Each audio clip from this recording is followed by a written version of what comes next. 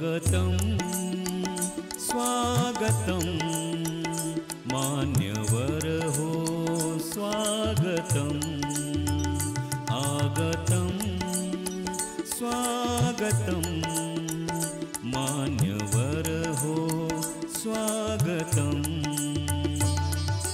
हर्षभराने सप्तसुरानी करितो हे नमन हर्षभराने सप्तसुरानी करितो हे नमन आगतं स्वागतं मान्यवर हो स्वागतम् आगतं स्वागतं मान्यवर हो स्वागतम्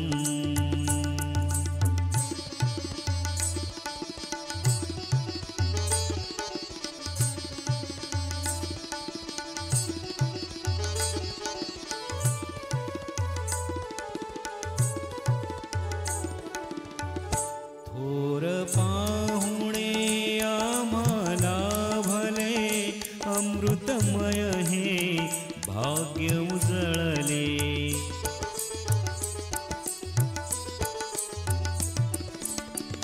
थोर पाहुणे आम्हाला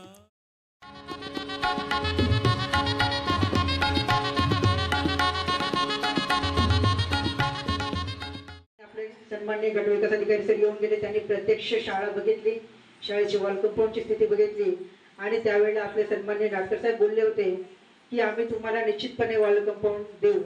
तेव्हा ही एक संधी आहे आपल्याला आणि या अभियानाच्या निमित्ताने आपल्याला एक विषय पण शासनाने दिलेला आहे की नरेगा आणि इतर कन्व्हर्जन्समध्ये आपण सार्वजनिक स्वरूपाची कामे घ्यावीत. तेव्हा आपल्या इथे सन्माननीय गटविकास अधिकारी साहेब असतील त्यांना मी नम्रपणे विनंती करेल गावकऱ्यांच्या वतीने की सर आपण थोडंसं लक्ष घातलं तर वॉल कंपाऊंडचं काम लवकर होऊ शकेल. योगदान देणं आहे. आपण पहिला हप्ता उचलला परंतु बरेच लोकांनी काम चालू केलं नसेल. त्यांना माझी नम्र विनंती असेल लवकरात लवकर आपण काम सुरू करायचंय. हे आपलं अभियान आजपासून सुरू होते 17 सप्टेंबर पासून तर 31 डिसेंबर पर्यंत हे अभियान चालणार आहे. 100 दिवसाचं अभियान आहे आणि 100 दिवसामध्ये आपल्या गावामध्ये आपल्याला काय बदल करता येईल तो बदल आपल्याला घडवून आणायचा आहे.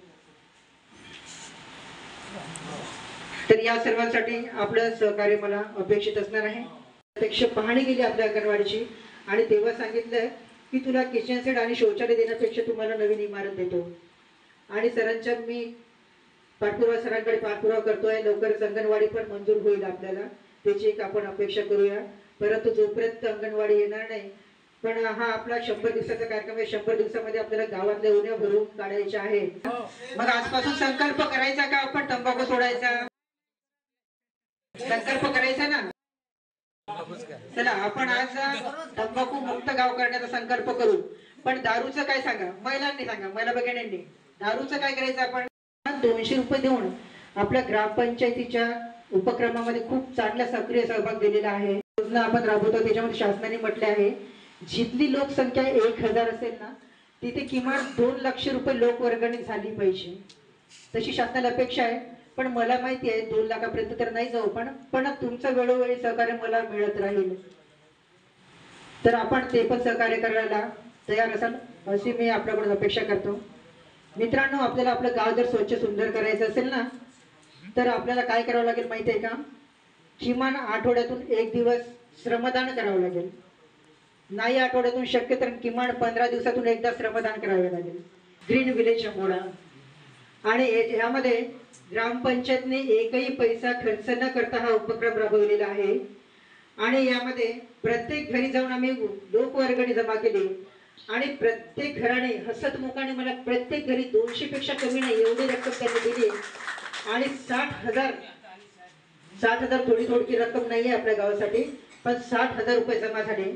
त्यामध्ये आपण गावाच्या सौंदर्यीकरणामध्ये भर पडणारी वृक्ष लागवड आपल्याच हाताने केली. त्या कार्यक्रमाला सन्माननीय SDO साहेब उपस्थित होते आणि रिलायन्स फाउंडेशन आणि विकास गंगाचे पदाधिकारी आपल्या इथे उपस्थित होते. त्यांच्या हाताने आपण वृक्ष लागवड केलेली आहे.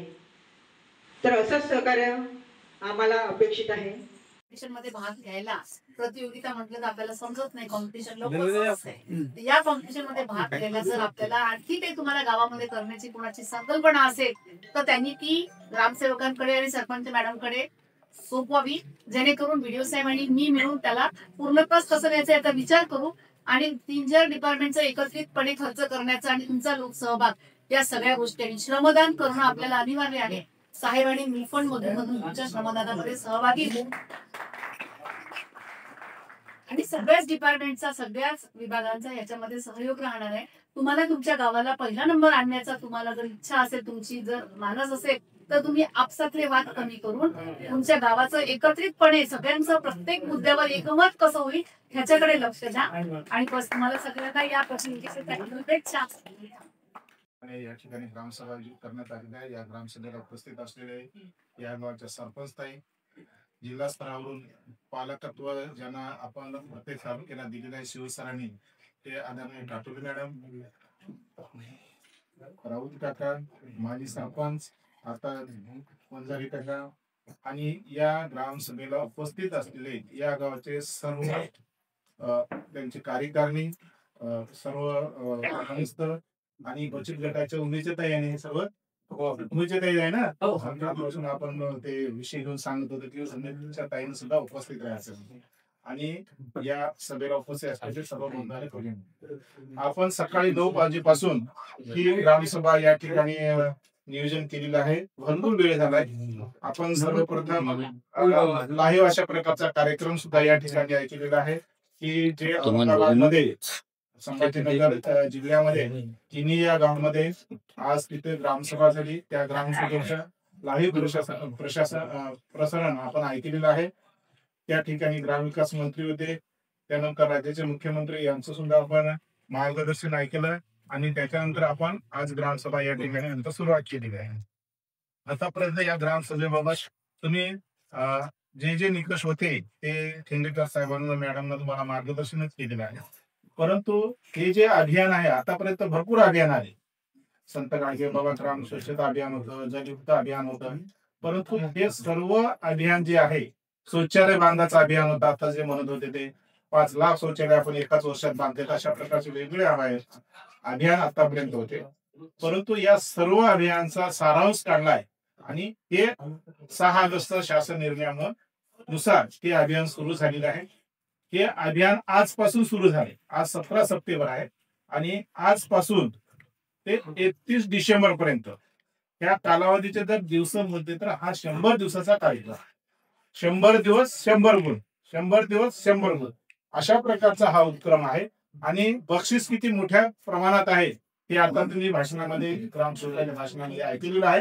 आणि जे गाव याच्यामध्ये हिरिरीने पुढाकार घेतील, हे वेगवेगळे काही उपक्रम राबवतील तर त्या गावांना हे बक्षिसासाठी ते पात्र असतील.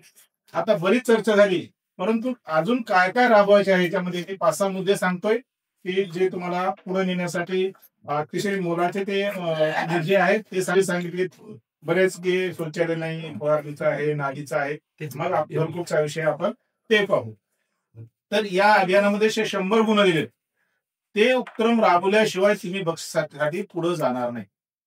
जर तालुक्यामध्ये जर चांगलं काम केलं तर तुम्हाला 15 लाख मिळेलच, आणि जिल्ह्यामध्ये जर चांगलं काम केलं आणि राज्यामध्ये जर बक्षिसाची रक्कम खूप मोठी आहे, आणि त्यामध्ये गावाच्या सोयीनुसार जे गरजेचे काम आहे करण्यासाठी मदत होणार आहे. मी काही मुद्दे आहेत ते 5-6 मुद्दे सांगतोय की तुम्हाला त्या अभियानामध्ये ग्रामपंचायतला करता येईल. ते 6 आजचा जो शासन निर्णय आहे त्यांनी म्हटलंय की आज आपल्याला ग्रामस्तरीय समिती सुद्धा गठीत करायची आहे. या ग्रामस्तरीय समितीमध्ये ग्रामपंचायतचे सर्व पदाधिकारी असतील, गाव स्तरावरचे सर्व कर्मचारी असतील, आणि सदस्य सचिव म्हणून ग्रामसेवक काम करेल, आणि अध्यक्ष म्हणून ग्राम आपल्या सरपंच ताई त्या काम पाहतील. त्याच्यानंतर यांनी काय छोटे छोटे मुद्दे टाकले ते सांगतो मी तुम्हाला. ग्रामपंचायती वेबसाईट तयार करायची आहे.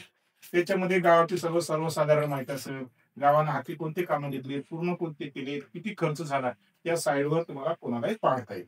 त्याच्यानंतर गावामध्ये सीसीटीव्ही कॅमेरे जर बसवले तर त्याला सुद्धा एक गुण आहे. शाळेत आहे किंवा जे मेन रस्ता आहे तिथे सीसीटीव्ही कॅमेरे बसले तर तुम्हाला संरक्षणाच्या दृष्टीनं चांगलं होईल.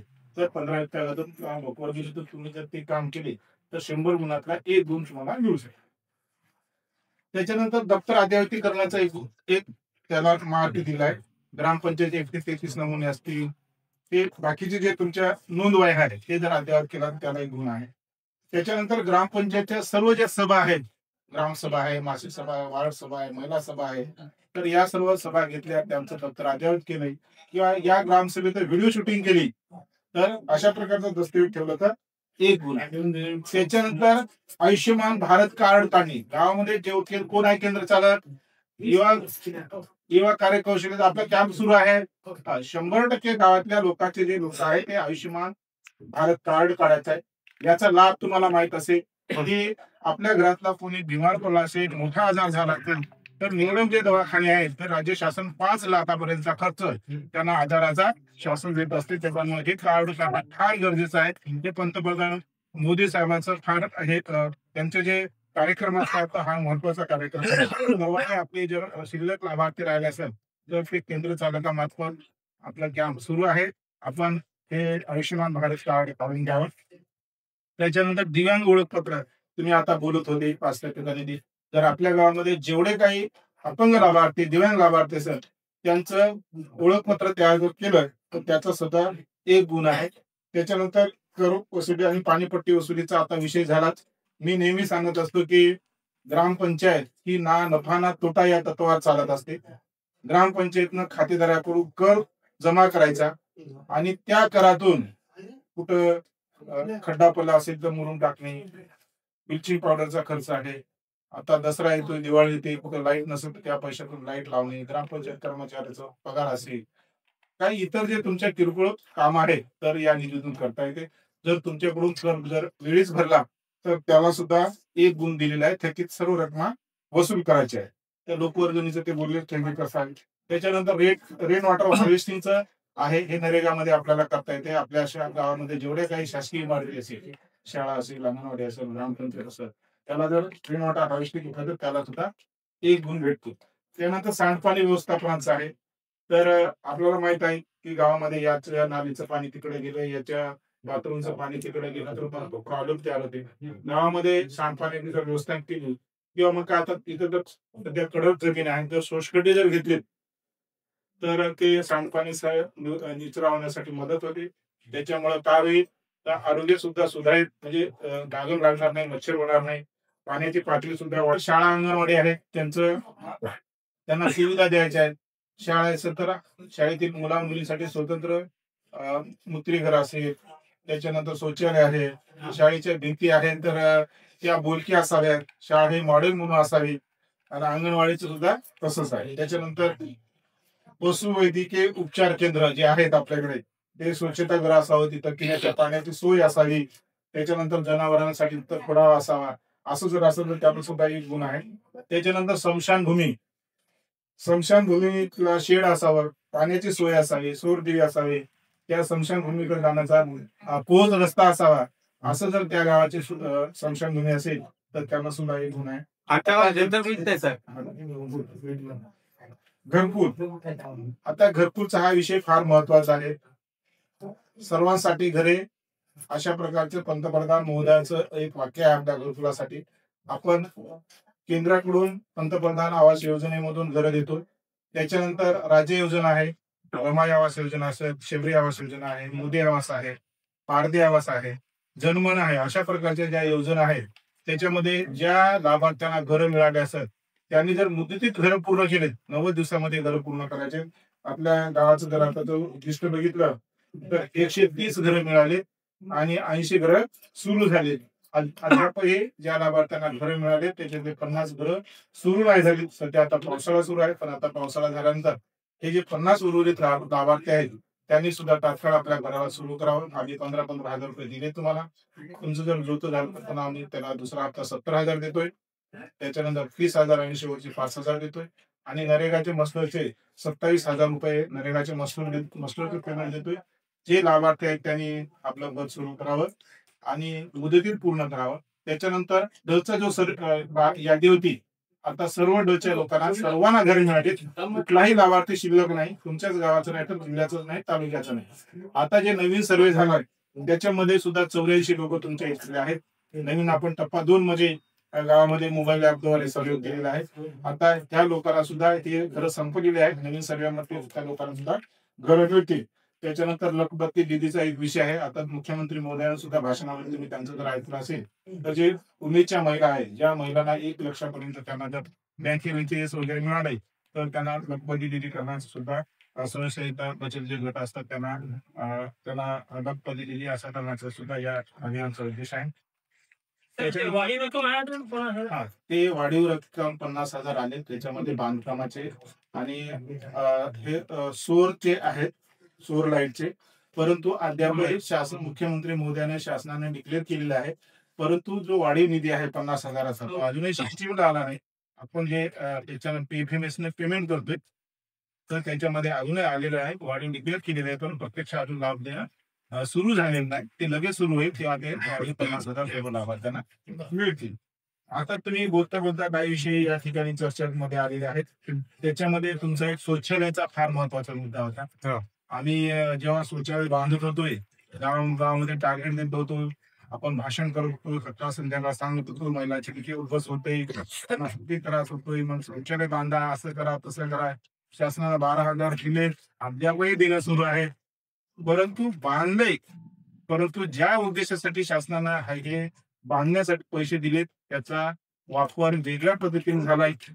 काही फंडाचे पैसे खाल्ले, काही लोकांना बांधतात पैसे घेतले असेल, परंतु हे अयोग्य आहे. शासनाची योजना होती, चांगली योजना होती.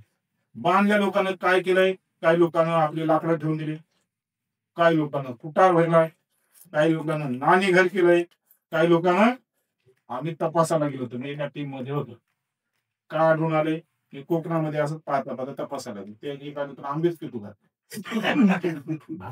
आता मला सांग हे योग्य आहे का? सरकारनं कशासाठी दिलंय की तुम्ही आता जे म्हणत होते की बाहेर उघड्यावर जातात, घाण होते, त्याच्यामुळे रोगराई पसरते, हे सर्व टाळण्यासाठी ही योजना होती.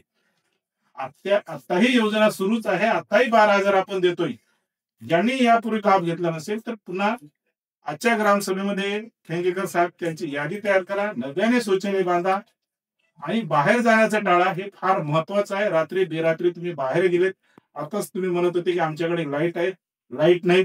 तुम्ही आता पावसाळ्याचे दिवस आहेत, घरी शौचालय नाही, महिला बाहेर निघाल्यात 8 वाजता, वरून पाऊस येत आहे, अंधारी रात्र आहे, किरकिर अशी रात्र आहे, बाहेर गेलेत, विचून पिढ्याचं भीती आहे, साप चावलाय, जीव गेला. बरोबर आहे की नाही? अशा बऱ्याच घटना झालेल्या आहेत. म्हणून हे टाळण्यासाठी सुद्धा शौचालय ज्याच्याकडे आहे त्यांनी नियमित शौचालयाचा वापर करावा. तुम्ही मला भाडीचे बांधे आहेत, तुम्ही मला इकडे प्रस्ताव द्यावा.